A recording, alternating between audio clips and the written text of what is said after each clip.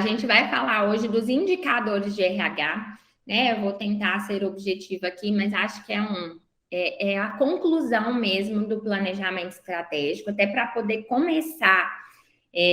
Eu coloquei aqui esses pilares, né? Não sei se todas lembram, na verdade, né, tem algumas pessoas que estão aqui que não participaram lá do início do treinamento de ser RH, né?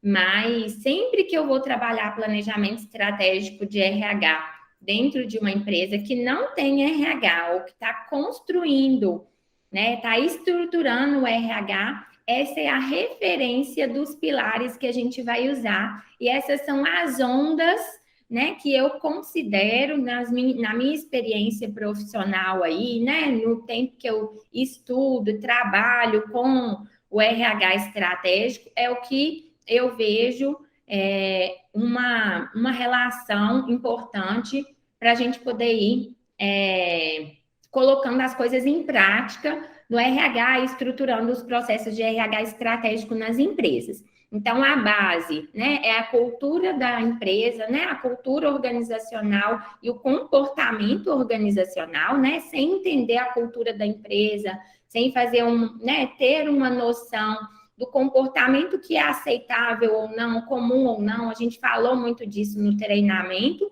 e eu acho que é a base para a gente começar a trabalhar mesmo.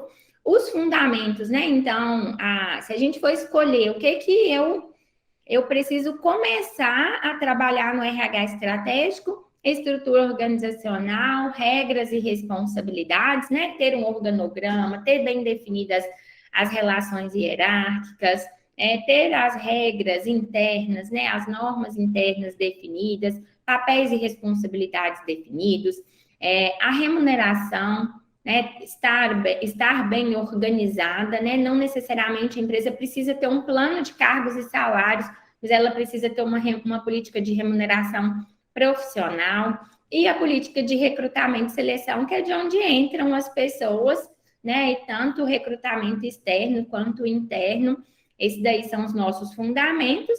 Os processos de gestão para manter são os processos relacionados à gestão do conhecimento, desenvolvimento, comunicação, né? Então, a integração do colaborador na empresa e na função, os programas de treinamento e desenvolvimento, a comunicação interna na empresa, né? A gente vê como profissional de RH que é o desafio em todas as empresas, 100% das empresas que a gente chegar.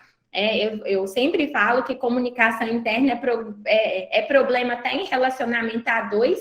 Imagina numa empresa que tem vários colaboradores, vários funcionários que pensam diferente, né? Que tem história de vida diferente, enfim. O turnover, né? Então, a gestão dos desligamentos na empresa e a gestão do conhecimento. A gestão do conhecimento é a gente ter os processos da empresa padronizados, né, nas empresas informais, nas empresas que têm um processo de gestão mais informal, empresas familiares, menores ou até empresas grandes, né?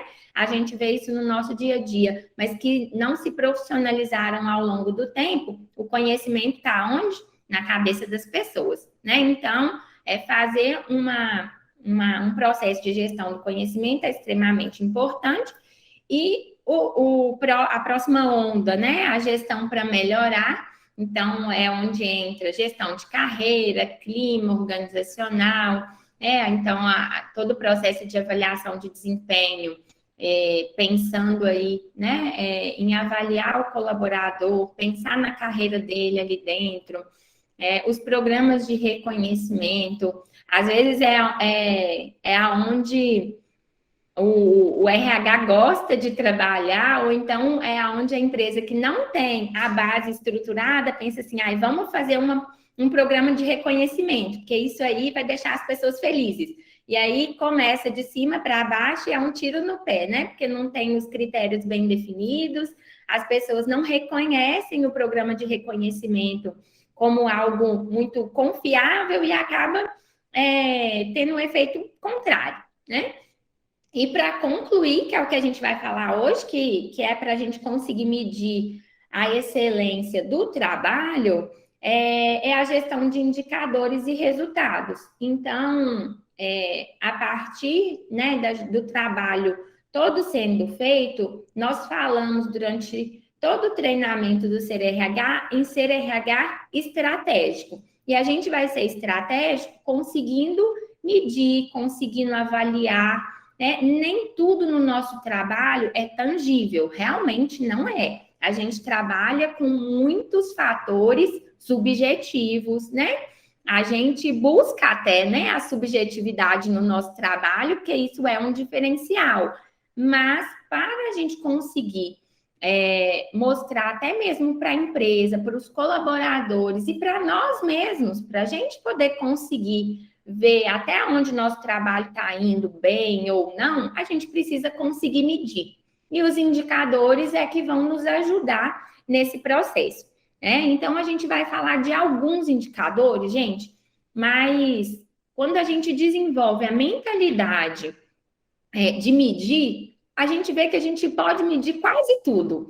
Então, para quase tudo que a gente faz, a gente consegue fazer, a gente consegue definir algum tipo de indicador para aquela atividade, para aquele processo que a gente está realizando. Vou dar um exemplo que antes da gente começar esses indicadores que eu já trouxe aqui pronto para a gente falar, mas a gente trabalha com processos internos, por exemplo, né? Então, a gente trabalha com recrutamento externo e recrutamento interno dentro das empresas. A gente consegue medir vários índices, né, e vários indicadores do processo externo de recrutamento, que a gente vai falar um pouquinho aqui, e a gente também consegue medir o processo interno para ver o quanto ele está sendo eficiente. A gente consegue medir quantas pessoas participaram dos processos internos, quantos foram aprovados, quantos foram reprovados, quantos foram desligados, né? O turnover de processos internos. Então, a pessoa, dentro de um ano, quantas pessoas eu promovi em processo interno e desses, quantos continuaram na empresa e quantos saíram. Então, vê que dentro dos indicadores que a gente vai falar aqui, a gente consegue levar eles para o nosso dia a dia e ir melhorando as nossas análises até fora dessa caixinha que a gente vai falar aqui. Então, a gente vai falar de turnover, a gente vai falar do turnover geral. Mas se a gente começa a pensar, a gente consegue trabalhar turnover em várias vertentes do nosso trabalho. Aí é a mesma coisa, questão de custo, produtividade, né? Então, a gente vê que a gente consegue sim medir. É uma questão mais de mindset, né? Falando chique aí, mas da forma de pensar mesmo, do que realmente de não conseguir medir. Então, para isso, a gente tem que ter controle de tudo que a gente faz, a gente tem que ter ou sistema ou planilha, para a gente conseguir ter a formalização de todas as atividades que a gente faz e a gente conseguir, assim, medindo o resultado dos nossos trabalhos, chegar aí nesse sonho de fazer um trabalho estratégico e excelente. Primeiro indicador que a gente vai falar, que é um dos indicadores mais falados no RH, é o turnover, né? Porque a gente consegue medir através desse indicador, que é o índice de rotatividade de pessoal, né, dentro da empresa, a gente consegue medir várias atividades que a gente está fazendo, quanto elas estão sendo assertivas ou não. Então, a gente vai falar aqui do percentual de turnover total, que é, né, o índice na sua totalidade, mas a gente consegue fazer várias, né, variações desse indicador. Então, a gente pode medir, né, usando a mesma base que a gente vai falar aqui, a gente consegue medir o turnover de liderança especificamente, o turnover por tempo de empresa, por idade, por estado civil, se tem filhos ou não. Então, tudo isso pode nos ajudar, tanto no processo de recrutamento e seleção, né? A gente conseguir direcionar um recrutamento mais assertivo. A gente analisando quem está saindo vai nos ajudar a direcionar quem a gente está contratando ou promovendo dentro da empresa. O turnover forçado e voluntário. Então, forçado é quando a empresa desliga o funcionário e voluntário é quando o próprio colaborador pede o seu desligamento. Isso também vai fazer muita diferença. Além das análises que a gente pode fazer do turnover, que são motivos de desligamento, né? Entre outros fatores aí que a gente pode analisar. Então, o percentual de turnover, ele é medido através da equação, né? A gente pega a quantidade de profissionais desligados, divide pela a média ou a quantidade de trabalhadores que a empresa tem naquele período, depois eu vou mostrar aqui a equação desenhadinha. Vezes sempre a gente achar o percentual, né? Se a gente faz no Excel ou se a gente faz na calculadora, a gente já faz ele buscando o percentual.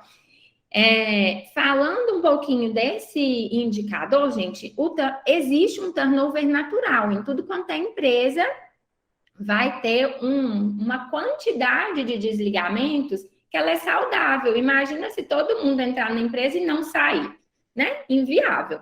Então, ainda mais nos dias de hoje, que as relações de trabalho, elas são, né? Elas são mais instáveis mesmo, né? As pessoas já não têm relações de trabalho tão duradouras. Então, vai existir um índice natural. O que a gente tem que avaliar é se a gente tem uma taxa de turnover muito elevada, né? E aí a gente tem que ter um sinal de alerta e os motivos do desligamento.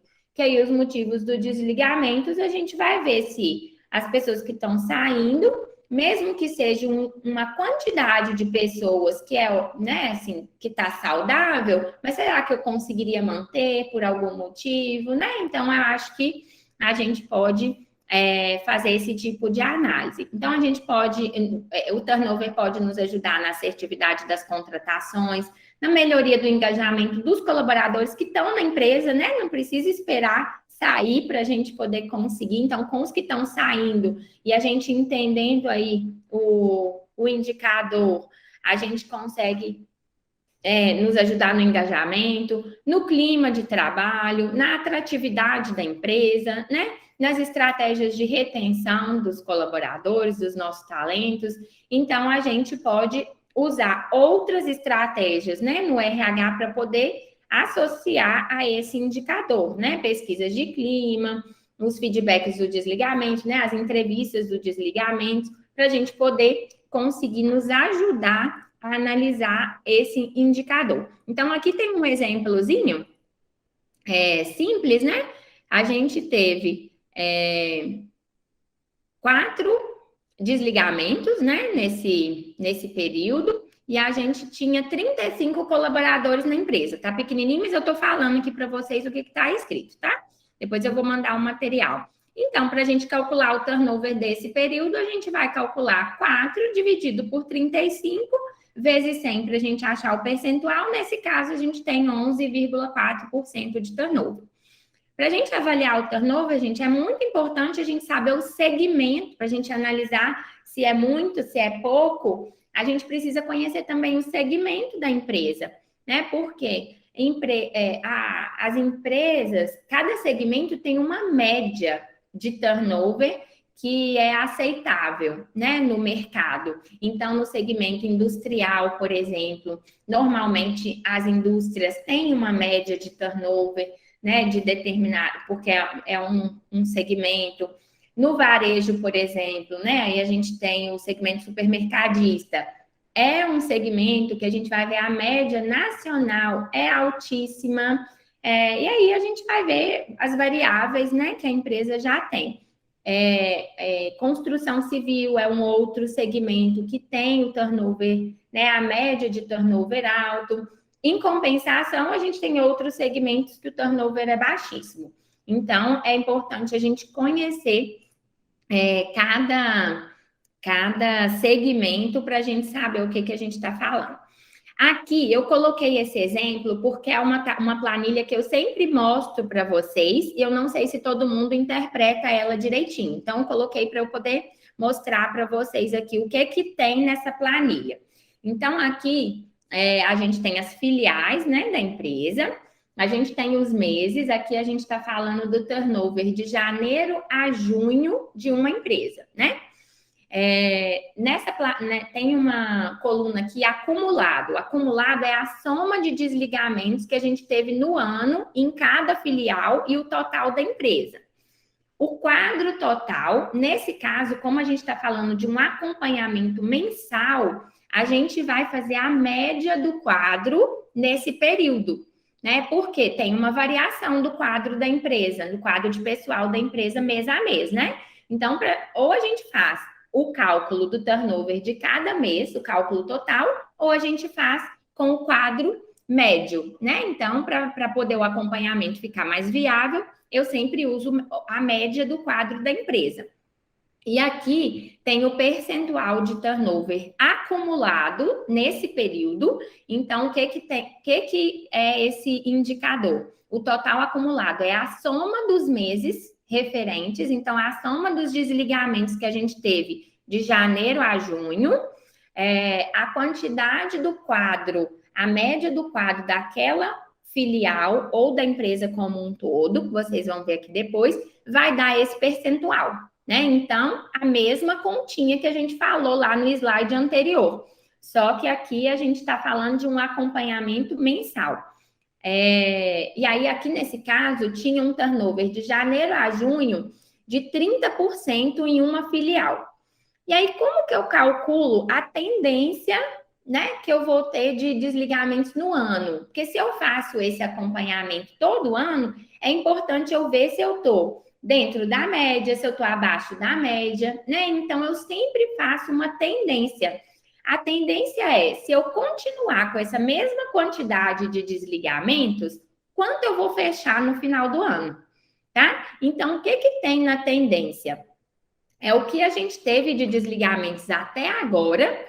Até agora foram 6 meses, né? Então, a gente vai multiplicar por 12. Então, a gente vai dividir essa média, a gente vai fazer uma média do que a gente teve nesses 6 meses, dividir por 6, a gente vai ter a média de desligamentos mensal, né? Para cada mês.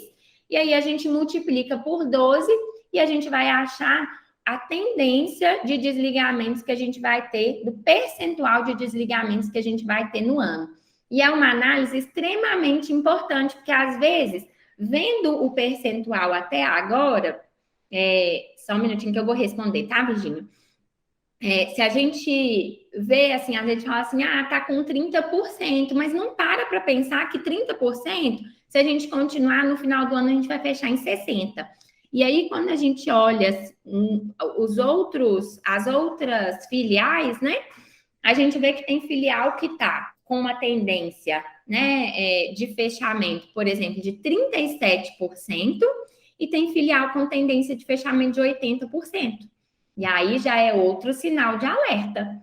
A gente vai conseguir pensar assim, por que dentro da mesma empresa, uma filial está tendenciando fechar em 37% no ano e a outra 80%. Aí a gente vai ver em que cidade que está, o mercado da cidade, liderança da loja, pegar as entrevistas de desligamentos e avaliar os motivos de desligamento. E aí isso, gente, vale para qualquer empresa que a gente estiver trabalhando, qualquer empresa que a gente vai avaliar. Esses dias a Ana me passou um exemplo de uma empresa de construção civil, que a gente está trabalhando recrutamento, a gente está tendo muito turnover. E aí, quando foi ver, eles foram conhecer a empresa, né? Onde as pessoas trabalham e tudo mais, e viram que nos outros cargos, que não são os que a gente está contratando, o turnover também é muito alto, que tem vários fatores que influenciam nisso. Então, a gente precisa se alertar, né? A partir do percentual de turnover, aonde a gente precisa atuar dentro dessa empresa. Aí a Virgínia perguntou aqui, no caso do CD, entra nesse dados reprovados na experiência de 90 dias? Sim, nesse caso entram todos os desligamentos que a gente teve. E aí eu faço, né, as análises, eu faço outras vertentes de análise para a gente poder avaliar, que são os desligamentos com 90 dias e os desligamentos com menos de um ano, né? Porque eu vi lá no início do nosso trabalho lá no Diniz, que a gente tem, que a maioria dos nossos desligamentos, na época, né? A primeira análise que eu fiz,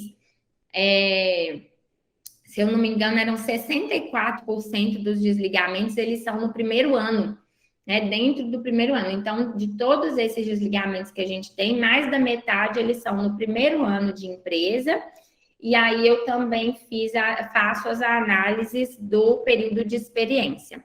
E isso ajuda a gente aí direcionar os processos seletivos, né? Aí tem outras variáveis do processo seletivo, mas entra todos os desligamentos.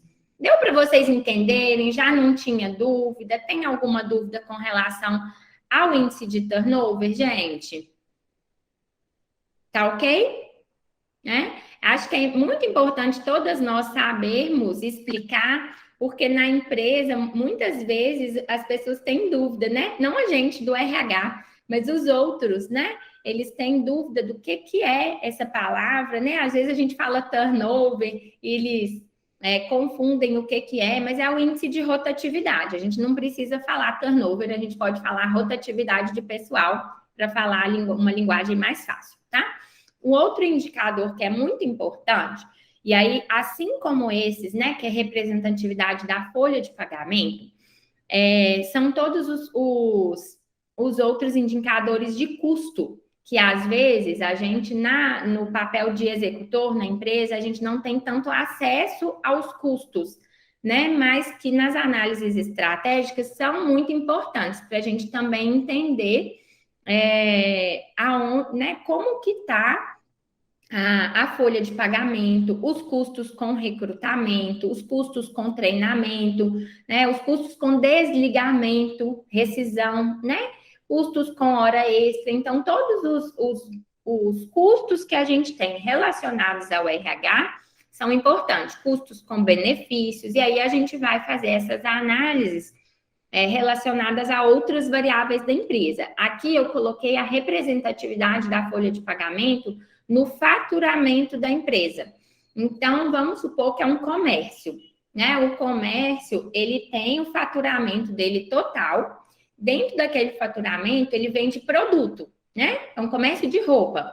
Em geral, um comércio de roupa, ele tem uma margem de 100% nos produtos dele, né? Então, dentro desse 100% de margem, ele coloca todos os custos que ele tem. Folha de pagamento, aluguel, luz, água, internet, tudo que ele tem de custo dentro da empresa dele. Então, o percentual da folha de pagamento, ele é uma representatividade ali no custo total que a empresa tem. E, independente do segmento, a empresa faz um cálculo de quanto a folha dela está custando comparando ao faturamento dela na empresa.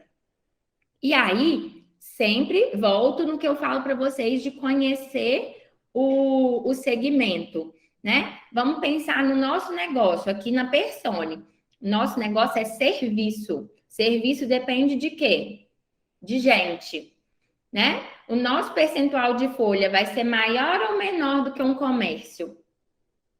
Vai ser maior, né? Porque aqui a gente tem muito pouco custo com produto, né? A gente tem custo com o que a gente usa para fazer os treinamentos, as avaliações, né?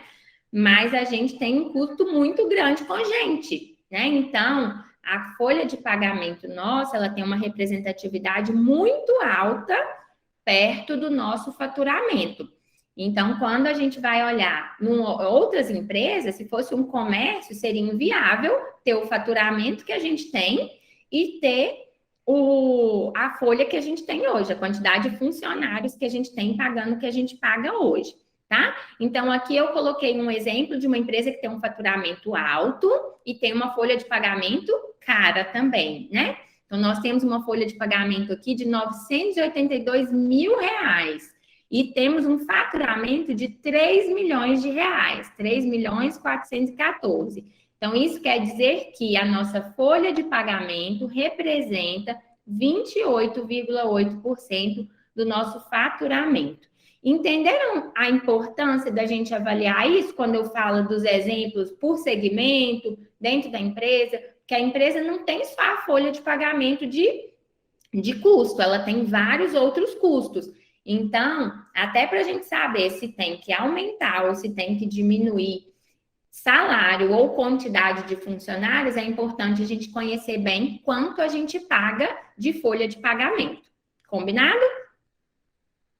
Outro indicador, né? Eu fui colocando indicadores que eu sempre falo com vocês, né? A equipe do projeto do Diniz, a equipe daqui interna também, eu falo de algum desses indicadores, para que eu possa explicar bem eles para vocês. Produtividade, aqui a gente pode medir produtividade do funcionário por setor, por loja, né? Por filial, por cargo, né? Então, deixa eu só ver aqui da Barbie. Afastamentos e outros casos entram na folha também.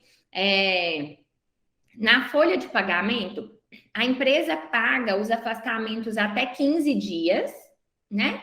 A partir do 16º dia, entra para o INSS e aí é um custo do INSS, né? Então, na folha de pagamento, por exemplo, licença maternidade, a empresa paga, então vai entrar de licença. A empresa continua pagando aquele colaborador e aquele valor é descontado no imposto da empresa.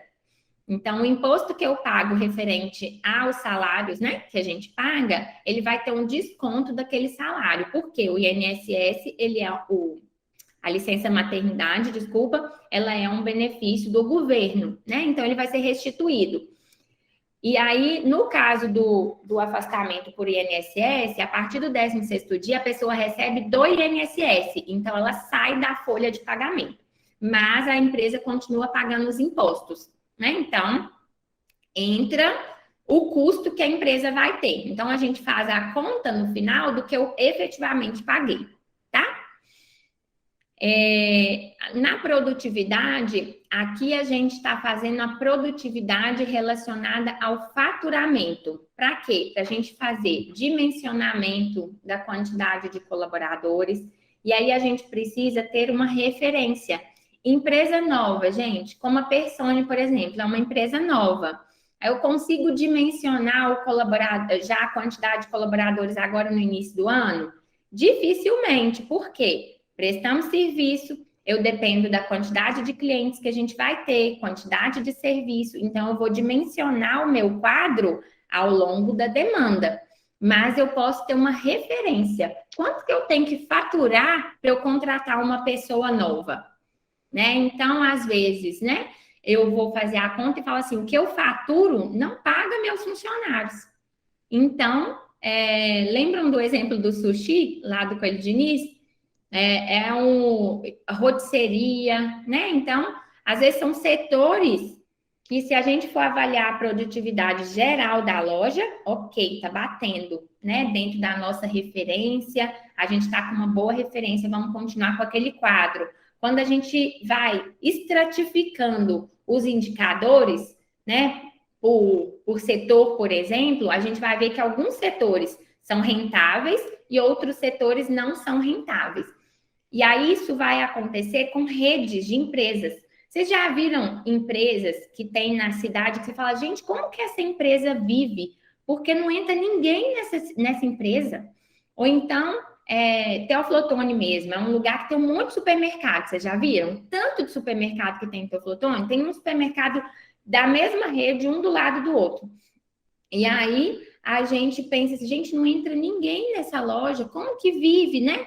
Às vezes a empresa tem uma outra estratégia, aquela loja ali, aquela filial, e isso, deu um outro exemplo aí, a Virgínia. Às vezes tem filiais que dão até prejuízo, que eles medem a produtividade da filial, né, considerando a rede, elas dão até prejuízo, mas tem a quantidade de colaboradores que precisa, tem o atendimento que precisa, mesmo não tendo a rentabilidade, porque aí é uma estratégia da rede. Uma filial compensa a outra, até que a empresa vai decidir se vai continuar com aquela filial ou se vai fechar. Mas às vezes ela tem aquela filial para poder preservar o mercado, se eu não tiver, vai vir outro e vai abrir, né? Enfim, podem ter várias outras variáveis que vão interferir na estratégia da empresa. Então, é importante a gente medir, a gente como RH estratégico, medir produtividade de colaborador. Mas a empresa em si, pensando no negócio, ela vai medir produtividade de filial, ela vai medir produtividade de setor. Aí ela pode medir, pegar essa mesma continha, em vez de falar a quantidade de colaboradores aqui, ela vai pegar faturamento total e faturamento de um setor. Faturamento total da rede e faturamento de uma filial. E vai entender qual que é a produtividade daquela filial, qual que é a representatividade daquela filial no faturamento total, tá? Então, aqui nesse caso, a gente colocou um faturamento de 3.414.000, uma quantidade de colaboradores de 130 colaboradores. Nós entendemos que, vezes 100, para a gente achar ali o mesmo número. Se a gente quiser percentual, aqui eu coloquei, ficou até errado, né, gente? Que eu coloquei vezes 100 e coloquei o valor em reais. Não precisa do vezes 100. Aqui a gente está achando em valor total mesmo, né? Então, a gente está falando que para cada colaborador eu vendo 26 mil reais. Cada colaborador representa 26 mil reais. E aí vale aquela mesma análise, aquelas mesmas comparações que a gente fez antes. Tem filial que cada colaborador representa 40, 42, 45 mil, né? Então, aquela filial, ela é mais, o colaborador, ele produz mais do que nessa filial aqui, que o colaborador, né, ele representa no faturamento a produtividade de 26 mil. Então, quer dizer que a folha de pagamento nessa filial aqui, ela tem o percentual relativo ao faturamento mais alto do que naquela outra, onde a produtividade é maior. Aí a gente vai relacionando um indicador com o outro. Deu para entender ou ficou confuso? Onde o percentual da folha versus faturamento é mais alto, a produtividade é menor. Né? Onde a produtividade é mais alta, o percentual de folha versus faturamento vai ser menor. Folha versus faturamento. Depois façam essas continhas para vocês exercitarem, que vai ficar mais fácil de vocês assimilarem o que eu estou falando. Indicadores de recrutamento e seleção. Gente, se a gente ficar aqui falando de indicadores de recrutamento e seleção, vocês vão ver que vão ter um monte para a gente falar, porque a gente tem recrutamento externo, interno, a gente tem custo, a gente tem produtividade do recrutamento, tem assertividade do recrutamento, né? Então, tem um monte de coisa para a gente medir dentro do recrutamento e seleção. Não sei se vocês viram, né? Todo mundo tem que fazer propaganda. Vou fazer propaganda do meu Instagram, né? SerRH, que teve um post falando de indicadores de recrutamento e seleção recentemente. Então, quem lê o post já vai sair na frente aqui no treinamento. Vou falar aqui de alguns indicadores, deixa eu só voltar aqui, que teve alguém que falou ainda se a empresa usa consultoria ou não, então ela vai fazer, né? Se for um RH interno, vai fazer essa análise internamente. Local para entrevista, às vezes a gente paga aluguel, né? Ou tem os custos com a estrutura que a gente tem, estrutura física, softwares de recrutamento, então tem empresas que investem, né? Em sistemas, né? No nosso caso, por exemplo, a gente tem um sistema de gestão de currículo. Não temos um sistema de recrutamento e seleção completo, mas temos um sistema de gestão de currículos, né? Temos um custo com isso. Tempo que os recrutadores dedicam, então a gente paga a folha de pagamento, né? Paga os profissionais, né? Então tem um custo com a folha de pagamento. Então a gente pode medir o custo com recrutamento e seleção. E isso vai fazer a gente ter uma média do que a gente vai cobrar pelo serviço, ou se for um RH interno, ela pode fazer um dimensionamento de equipe, né, a partir desse custo. Então, qual que é o custo que eu tenho com recrutamento e seleção? Qual que é a produtividade da equipe que eu tenho hoje, né? Então, a gente pode associar um indicador ao outro, e isso pode nos ajudar a entender se o meu recrutamento e seleção está sendo assertivo, se ele está sendo caro demais, né? Às vezes eu estou investindo muito no recrutamento e seleção e não estou tendo retorno, né? Pela quantidade de profissionais ou pela qualidade do profissional que eu tô contratando. Então, medir o custo com recrutamento e seleção vai depender do perfil da empresa, do que ela tem de investimento no recrutamento e seleção. A gente vai pegar todos os custos que eu tenho, aqui nesse caso, folha, divulgação, teste, né? Tudo que eu pago para fazer o recrutamento e seleção, dividido pela quantidade de vagas preenchidas no mês.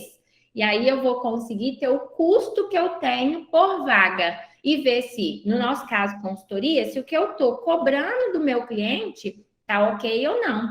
Às vezes eu estou achando que eu estou cobrando muito, mas o que eu estou tendo de custo, eu não estou ganhando nada, né? Então, às vezes a empresa trabalha muito, mas tem um custo tão alto com aquele serviço que ela não tem uma boa, não tem margem, né? Não tem lucro com aquele serviço. Então, é importante a gente, como profissional de recrutamento, pensar dentro da empresa também, né? Então, se eu sou um RH interno, eu sou um consultor interno, como que eu vou analisar se aquela empresa está tendo um custo alto ou baixo com o recrutamento? A gente vai fazer o levantamento de tudo que eu pago para fazer o recrutamento, o que às vezes é visível e o que não é visível, que são as pessoas, né? Que são, às vezes, os canais de divulgação. Às vezes é um canal próprio, mas eu tenho um profissional que faz a divulgação, eu pago patrocinado, né? Então, tem um monte de custos aí inerentes ao processo. Além do custo, né? Falando de recrutamento e seleção, um dos indicadores muito importantes é o tempo médio de fechamento de vagas. Às vezes, a percepção do contratante é de que o RH está demorando a contratar, né? Então, nossa, o RH demora muito a contratar. Então, o que é importante o RH para ele ser estratégico? Ele ter o controle de quando a vaga foi aberta, quando a vaga foi fechada, quantas vagas eu fechei naquele período, e eu vou conseguir prestar conta com o meu contratante, né? Para poder mostrar para eles e até alinhar expectativas, né? Aqui na Persone a gente coloca para o nosso contratante, tempo médio de fechamento de vagas é de 15 dias úteis, né? E aí agora, por exemplo, ao final do ano, é uma análise importante para a gente fazer. Na média do ano, quantas empresas a gente atendeu o tempo médio de fechamento das vagas? Quantas empresas a gente não conseguiu atender? Por quê? Quais foram os motivos que a gente não conseguiu fechar aquelas vagas? Isso é importante até para a gente alinhar expectativas com futuros contratantes. E no caso, a pessoa fala assim, eu preciso para amanhã essa contratação. Ele fala, infelizmente, né, considerando o histórico que a gente tem para vagas desse mesmo perfil, o nosso tempo médio de fechamento é de 30 dias úteis, vamos supor, né? Então, a gente já consegue conversar com o contratante ali de forma estratégica, né? Então, a gente consegue mostrar segurança para o nosso contratante. No RH interno, a mesma coisa. Né? Então, ele fala assim, mas eu preciso que substitua essa pessoa amanhã. Fala, olha, infelizmente, a gente tem aqui, né, no tempo médio, né, que a gente está gastando para esse tipo de vaga é de 25 dias úteis, né? Então, eu vou alinhar com você que eu vou te entregar dentro dos próximos 30 dias, eu vou te entregar a substituição desse colaborador. Mas agora eu não consigo te entregar. Ele pode até fazer a programação do desligamento, né? Não, então se eu vou ter um novo colaborador só daqui 30 dias, então eu vou esperar para eu poder desligar essa pessoa. Ou então eu vou colocar ela para cumprir aviso, já vou abrir a vaga, porque os 30 dias de aviso é o tempo que o RH vai trabalhar essa vaga para poder me entregar um colaborador para poder substituir o outro. Então, é extremamente importante que a gente tenha os números para que a gente consiga tá seguro mesmo para conversar com os gestores, né, com contratantes, a gente quanto RH. Então, o tempo médio de fechamento de vagas é a soma da quantidade de dias que nós gastamos para poder fechar todas as vagas que a gente fechou, dividido pela quantidade de vagas que a gente fechou naquele período, tá?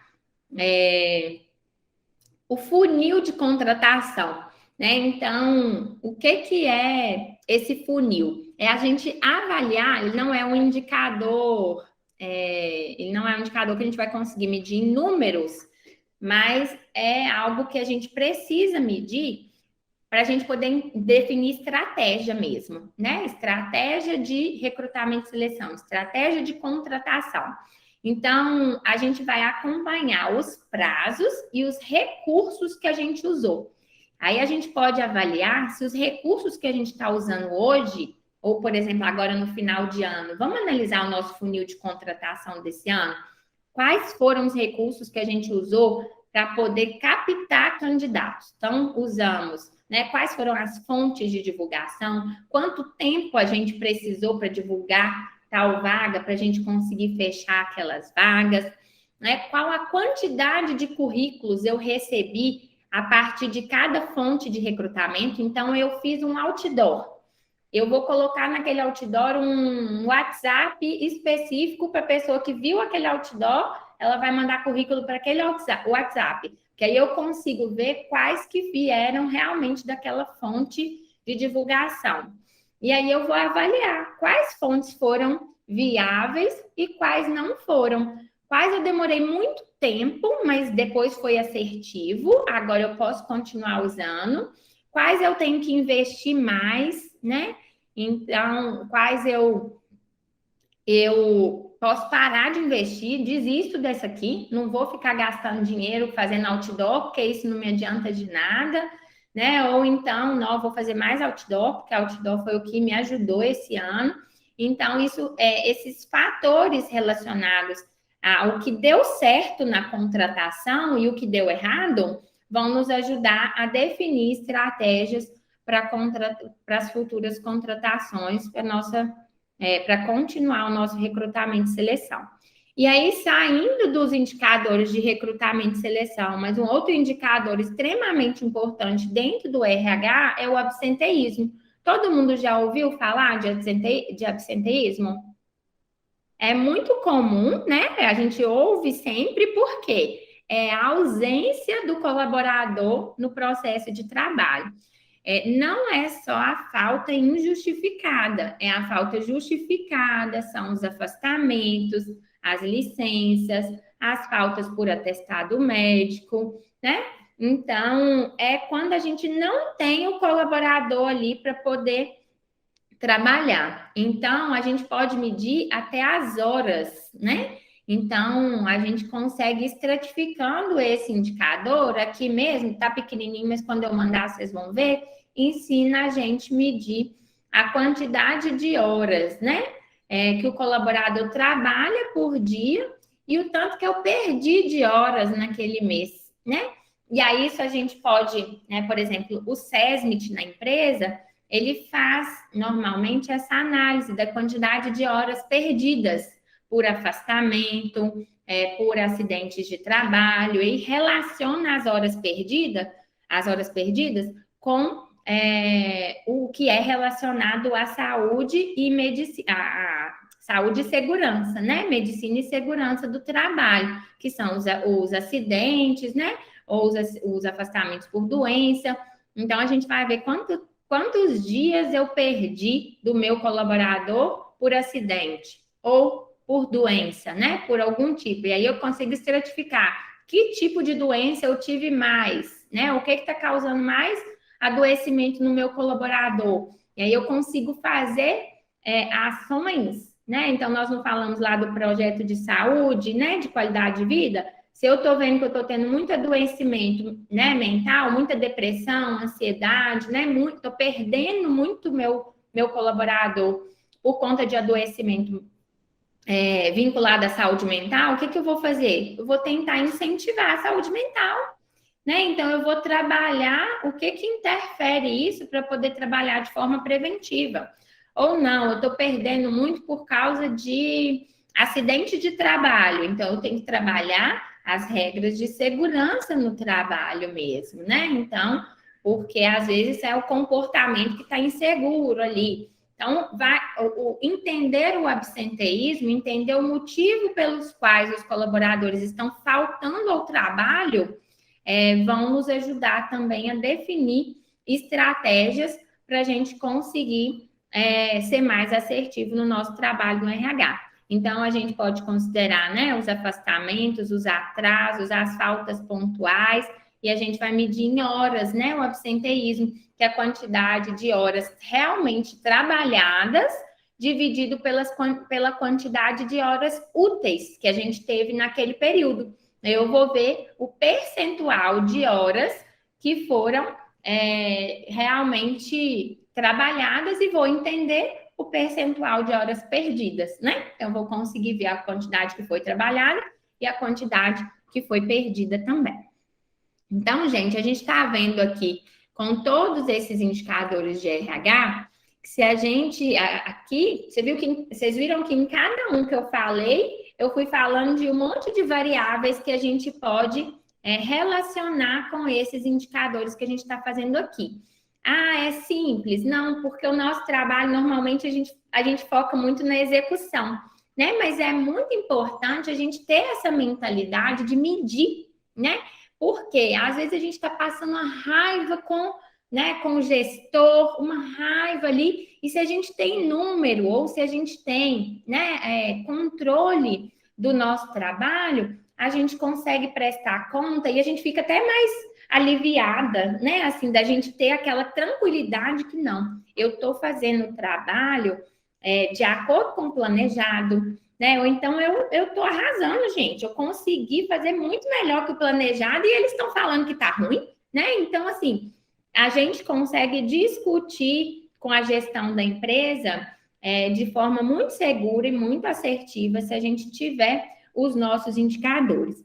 E aí, é isso que é a gente ser estratégico. A gente conseguir fazer a análise e a gente sair um pouquinho do nosso viés executor, que acaba que a nossa rotina vai nos levando mesmo, e aí é todo mundo, gente, eu, vocês, né? A gente fica ali imerso naquele tanto de situação que acontece no dia a dia e acaba trabalhando muito na execução, mas a gente precisa ter essa mentalidade estratégica.